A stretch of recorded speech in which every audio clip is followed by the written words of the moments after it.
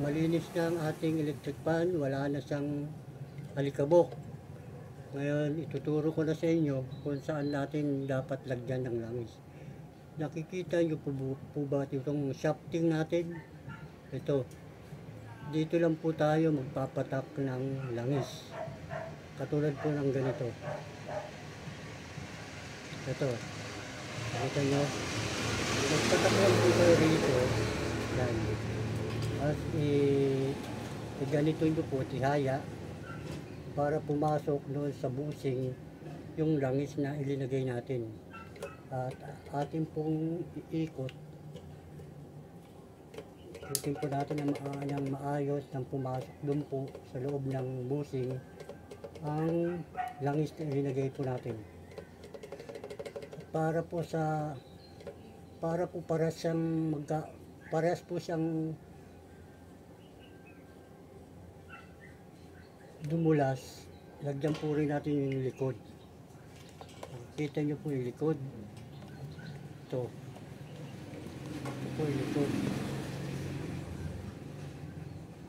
Ito, nakikita nyo po yung ito yun. Lagyan din po natin yung nasa likod ng electric fan ng langis para balance po siya, para po siya mayroong langis kasi dalawa po ang busing natin, harap at likod dito, kaya kailangan pati yung likod malalagyan po natin ng langis. Yan lang po, pag nalagyan nyo na po yan ng ganyan, sigurado po hindi na po titirik ang inyong mga electric fan at hindi na po kayo palaging magpapaayos ng electric fan. Pag palagi pong sa tuwing maglilinis kayo ng inyong mga electric fan, nakita nyo naman po kanina napakarumi. Pag naglinis kayo, papatakan nyo to, ito, yan ganyan, papatakan nyo to, tapos titihaya nyo, ganito lang to, patak,